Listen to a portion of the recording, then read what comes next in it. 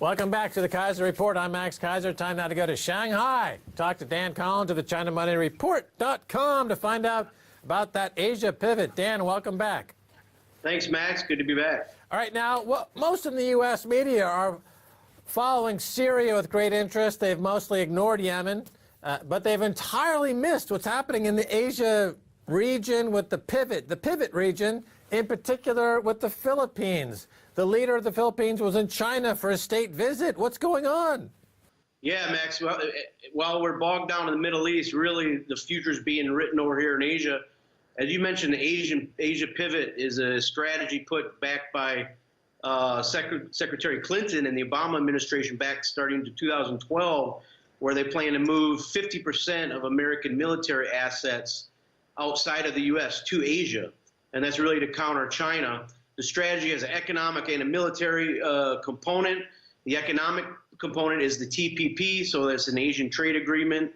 Includes entire Pacific Rim, other than the largest economy, which is China. And then the military component, as I mentioned, is the movement of all the military assets. The problem that we're running into is that we have our expected allies are being overwhelmed by Chinese economic power. And we have the Philippine president who has said a lot of interesting things the last several months. He's here now in China to sign massive deals with China. And he himself has decided to pivot to China. And it's causing a lot of sleepless nights for military planners in the United States. Well, yeah, I mean, Philippines has always been taken for granted by America. There's a huge military presence in Philippines. If memory serves, I believe Ford Motor tried to build a whole country within a country in the Philippines not too long. Is that correct? I mean, it goes back to the early days, but it's a vassal state of America. And now the leader is basically saying to the U.S. leadership that they're not having any more of it.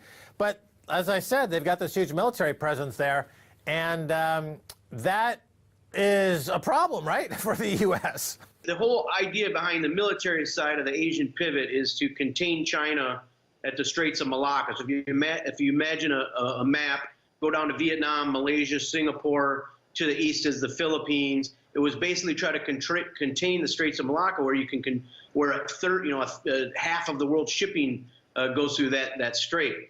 The problem is that due to China's economic power, we're losing influence there. I mean, this is the end of the Pax Americana. This is a brilliant move by Duterte. I mean, he knows, the Philippine economy is 18% based off tourism, 20% of its workforce. There's 120 million outbound Chinese tourists last year. Hardly any of them went to Philippines. There's 4 million tourists in Philippines last year. So if you do the math, he's coming over here saying, hey, I'm going to bring in, I can double my economy with Chinese tourists, and they're going to come over and build high-speed rail, phone companies, industrial plants. We're going to employ our people, and we'll do it from loans with China. The United States no longer has the industrial capacity or the will to do this kind of stuff. I mean, General Electric can only sell you derivatives on Eastern European home market. The U.S. economy has become financialized, and we no longer have the industrial capacity and the know-how to do these kinds of things China is doing all over the world. Now, you bring up an interesting point there about General Electric. Of course, General Electric is an industrial company, and post-World War II became dominant around the world, selling precision engineering, turbines, infrastructure plays, this type of thing. But as you point out, they, like so many other companies in America, have turned into financial services companies where they are more interested in lending you money to buy stuff than to actually manufacturing stuff. And as a result, they've gotten corrupted in a big way, because once you become a financialized company, a financialization specialization company, you then tap into the tricks and the scams of Wall Street, and your impetus to actually do good work drops considerably, and you become a scam artist. So General Electric has become a scam artist, just like most of American companies, and they've lost the ability to do these types of projects. Now, in steps China. We were talking about this last year in terms of Chinese takeover of Africa. Instead of building military bases in Africa like the U.S. has been doing, they brought in infrastructure projects, and it's been very successful. So they're just they figure, why not build engineering projects? We get paid, you're happy. You know, it seems like a good strategy, Dan. Yeah, and the Chinese have a great saying, which is they said infrastructure has brought more people out of poverty than one man, one vote ever will. And, you know, China has brought 500 million people out of poverty in the last 20 years, and they realize infrastructure is the way to do that. The Philippines needs ports, roads, airports. I mean, their ports have, the economy is going pretty well in the Philippines, but they have log jams at the ports. These kinds of things. China has 15 projects now ready for the Philippines to be announced in a few days, and this is really, they're going to be spreading their influence. The Philippines has said they're open to do war games with Russia and China. We're basically looking at the end of American influence over here. I mean, we still have Japan, but we're being overwhelmed by the raw economic power of China and what they're able to do. Well, Hillary Clinton says that she discovered Japan. It's like Al Gore saying he invented the internet. I mean, the hubris of these folks is without any limit, and it's going to bite them in the keister.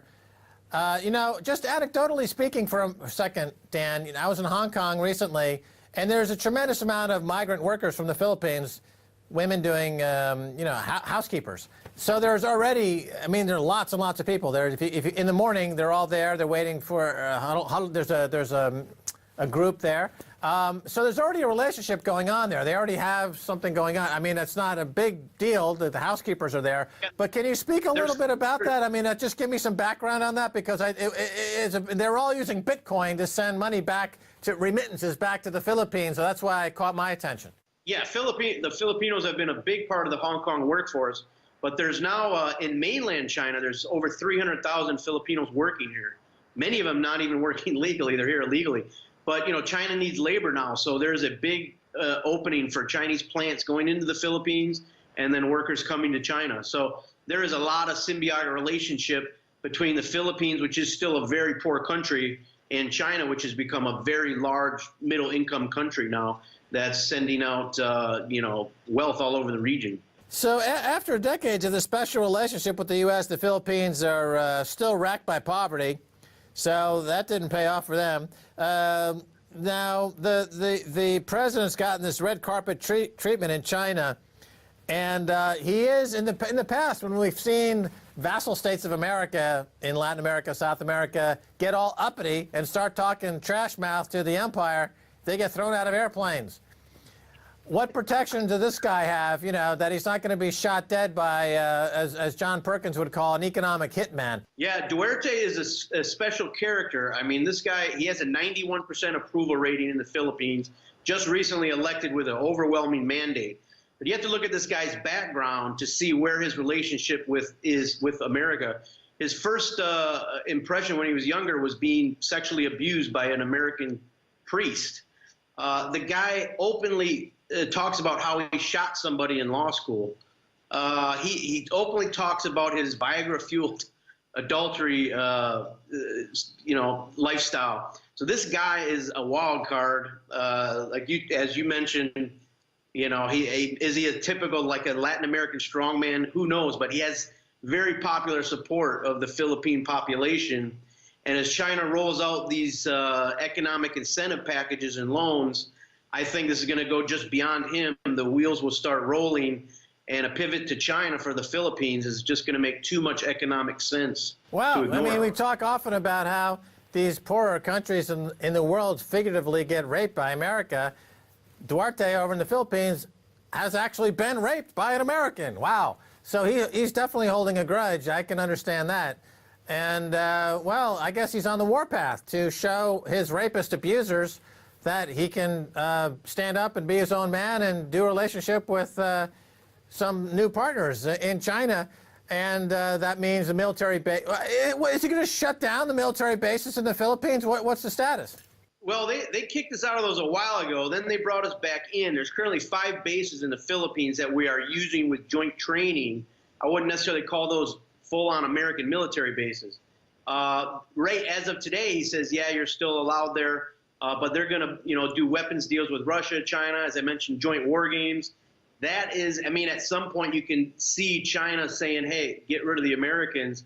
And on the left, you know, you work with China, you're going to completely develop your economy, and you work with America, you're just going to continue in the current status. So eventually we may be moved out of those positions in the Philippines. According to psycho clown-faced Hillary Clinton, she's saying she's going to ring China with missiles. Okay? I mean, this isn't Dr. Strangelove. This is potentially the President of the United States. Has she been drinking the Kool-Aid? Did she get abused as a kid? What's her excuse? You know, when she was over here in her Asian tour, 2012, she also promised Vietnam that she would help them enrich uranium. You know, I mean, this is the type. She's part of the war party. She's over. You know, they're over here. It's constant warfare. It's the imperial Washington D.C. city that is terrorizing America with the constant military buildups and refusal to, you know, make good with Russia and China. We continue to build these guys up as enemies for no reason while we still struggle in the Middle East and everywhere else. So, yeah, I mean, if another Clinton administration will be more Asian pivot, but do we have the money anymore? We're 20 trillion in debt. We're going to be 30 trillion in debt. Our military budgets continue to rise. The equipment continues to get worse. You know, I predict at some point there'll be some type of small-scale conflict, and we're going to take a black eye over it. And then you're going to really start, people are going to really start to question American military power, because budgets don't mean everything. And we ring them with military bases. Of course, China's planning against that with their anti-access aerial capabilities. I mean, they could shoot down our satellites. I mean, China is not a kind of country we want to mess with. We want to work with them. And, you know, someone needs to go into Washington, D.C. and break them out of their bubble and tell them how the real world's operating now. So, Dan, the Shanghai Cooperation Organization, the SCO, which is China, Russia, Iran, is that a mutual defense pact? In other words, if China gets attacked, it triggers Iran and Russia to join the fray? I've heard different opinions on this. Do you have a thought on this? It's not written out that it's so blatant of a treaty. I think a lot of the world learned from World War II what kind of entangling alliances can build up to, and before you know it, you're in a nasty world war. It's not officially like that. I believe it's, but I do believe China and Russia, obviously, they're telling the United States that, you know, any encroachment upon our territories, we will combine as a group. They're combining Central Asia, the One Belt, One Road project. I mean, you can now ship freight to Europe in 2 weeks from China to Poland with high-speed cargo rail. You know, China and Russia are trying to integrate Central Asia. I mean, for all intents, it's a major military obstacle to American influence. All right, we cut it off there. Dan, thanks so much for being on the show. Thanks, Max. And that's going to do it for this episode of the Kaiser Report with me, Max Kaiser, and Stacey Herbert. I'd like to thank our guest, Dan Collins of the China Minority Report. If you'd like to get in touch, tweet us at Kaiser Report. Until next time, bye, y'all.